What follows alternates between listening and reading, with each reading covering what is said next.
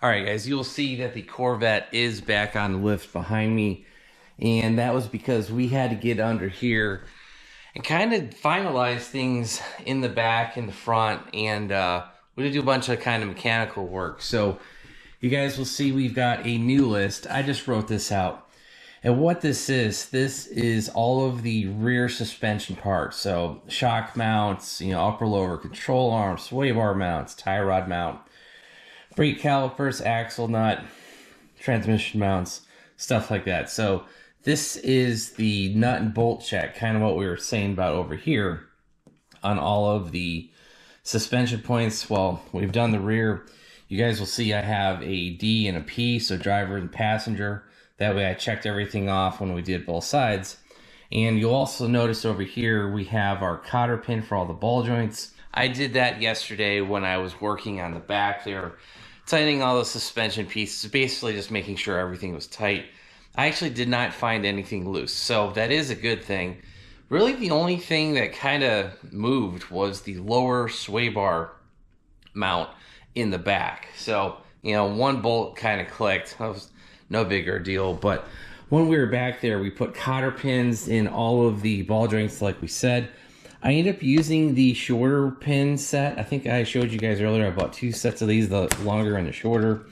And if you open this up, what we ended up using was the 1/8 inch by the 1.25 inch. That ended up being a pretty decent size to fit in there, because all you're really doing is going through a ball joint through the stud, and then you're twisting it one way or the other and making sure everything is nice and tight. So we ended up using the 1/8 inch by 1.25 inch like we said, so that would be the size I would recommend. And so I actually ended up buying like 700 cotter pins. We used like 11 or 12.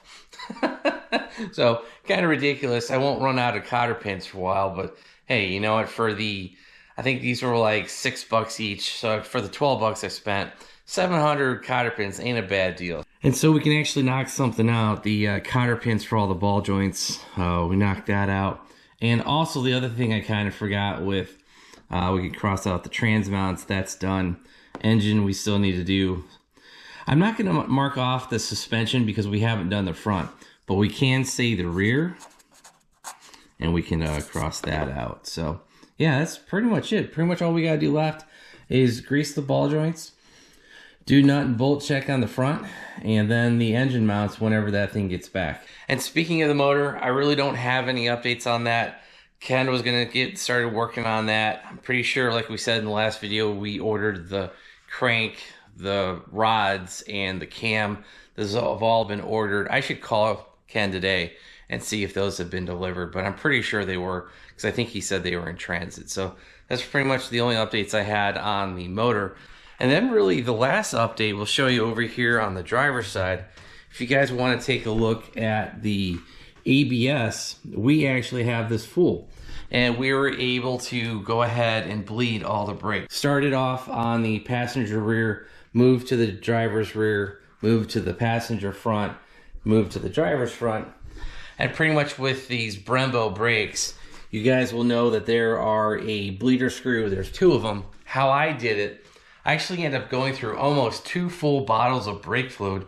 The big ones, not the small one, the bigger ones. I think it's 20 ounce or whatever the bigger bottle size is. And how I usually take care of the Brembo brakes with the 6-piston or 4-piston caliper, doesn't really matter, but the ones with the 2 bleeding screws at the top, how I do it is I always start with the outside. So I start with the outside here, bleed that as much as we can, try to get most of the air bubbles out. If you still have a couple air bubbles in it, not a bigger deal, but I kind of let a lot of fluid go through.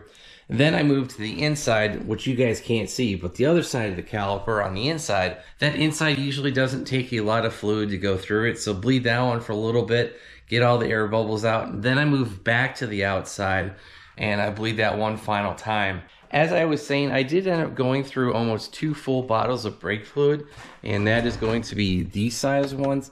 And what we went with was the DOT3 Prestone synthetic with the high version, the high grade formula. I think there is a lower version that they sell, we kind of bought the performance version of the Prestone. I bought those at Walmart. I think they were $9 each. So yeah, we went through basically almost $18 worth of brake fluid. But the thing about running that brake fluid is I can just go to Walmart anytime I need to bleed these brakes and do a flush. So I've run the Brembo brand, I've run other high performance brand stuff in the past, and the problem with that is if you guys ever need to do a flush or you ever are doing a brake fluid change, you have to wait for it. You can't buy it locally, and every time I bought the Motul or whatever brand it was, I always had trouble finding it. So I've kind of just switched back to the high performance Prestone. I've never had an issue with it. And part of the reason we went through so much brake fluid is because if you guys remember from the past videos, we replaced the ABS block down there. So that's brand new to me. It's a 2009 unit. And then we also replaced the brake lines going from the master cylinder here, you know, connected here on the side. They kind of feed down through the frame. Then they go into that block. So those are all brand new. And the other thing is I had everything disconnected. We took the torque tube out. You guys will remember we took the torque tube transmission and everything out. So that disconnected. That lost a bunch of fluid there. And then up front, we took these wheels off and the hub off. So I'm pretty sure I lost some fluid there as well. I don't remember if I disconnected the brakes up front, but we definitely disconnected the brakes in the back. And we definitely, you know, lost some fluid replacing those two lines up here, as well as that ABS block down there on the frame. So yeah, a lot of disconnects between the back and the front, some new parts, some old parts. So there's just a lot of potential for having some air bubbles blocking up in the brake lines, but everything should be good now. Everything's been bled, and I think we're gonna be good to go. So now, what that means for the future is I actually need to bleed the clutch, but I'm not really in too much of a rush because the engine isn't done. But you guys will see the, you know, slave cylinder down there, the master cylinders down here. Those are brand new. Those might be a pain to bleed, and both of those are from Tick Performance. So, and kind of the last thing is the motor we still haven't got back. Well, when I do that in install, I am basically going to have to disconnect everything in the front here. We're going to take the wheel off, we're going to take the caliper off, we're going to take the rotor off, because we do not want to damage those carbon ceramic rotors. Those are stupid expensive. I think the fronts are $800 a piece and the rears are $1,300 a piece, something like that, maybe $900 a piece up front. They're not cheap. So we will take the brakes off the front, but I'm not really planning on disconnecting the caliper from the ABS system. And last time we did the install, we disconnected the subframe from the frame. So the 4 bolts that hold the subframe in, I think if I remember correctly, we just lowered it down, and that gave us like 2 or 3 more inches of space. And that allowed us to basically get the engine in here, slide it back, get the clutch installed, and we were pretty much good to go. So, and if we do have to disconnect the suspension, basically disconnecting that shock from the top and bottom, that coilover assembly, we might have to replace a couple of those cotter pins that we just put in the ball joints, because, you know, that's how that's all connected. So, hey, maybe it's a good thing I have 700 of those if we have to pop in a couple new ones. Not a bigger deal. So yeah, guys, we are getting pretty close on this project. There's not a lot of stuff left to do. You know, I've pretty much crossed off everything off our list. We made a new list. I'll create another list for the front suspension. Kind of do the same thing. Just look up the torque specs, write it down. Mark out driver, passenger, be good to go. And one more little upgrade is something that I had sitting on a shelf, and that is this 5W30 Mobile One oil cap. This has actually been on the car for years. I had this on with the E-Force, and I think I took this oil cap off when we actually installed the 2650, because we basically had to flip-flop the LSA, LS9 valve covers, because when I had it on the E-Force, I had the oil cap up here, right here. It was no issue. But when we put that alternator there, you know, that hits the bigger cap, and so we had to flip-flop sides, basically the valve covers from this side to the driver's side, and that bigger cap was hitting the firewall basically. So we had to downgrade to like the OEM LS9 oil fill cap. It's really there just for inspection, but that's about it. So yeah, long story short, I cleaned this up, popped it in here to see if it fit the C7 oil tank, and it does. So that's kind of a throwback and a cool little OEM plus upgrade. Now, in regards to the rest of this project, guys, we're running out of stuff to do. There's some interior stuff. You guys will see this kind of looks like a mess, but I really can't finish any of the interior stuff until I get the motor and the transmission in and everything is good to go, because the shifter, then you have to put the center console in, then you have to put the radio in, then you put the armrest in. So that's all kind of waiting on the motor and everything to be done in here. Then we can finish up the inside. That interior stuff, that's probably half a day's worth of work. That's not a bigger deal.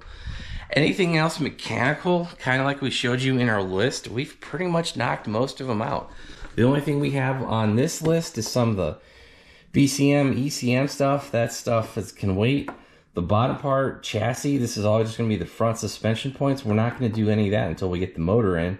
But yeah, that is pretty much it for the projects on the Corvette.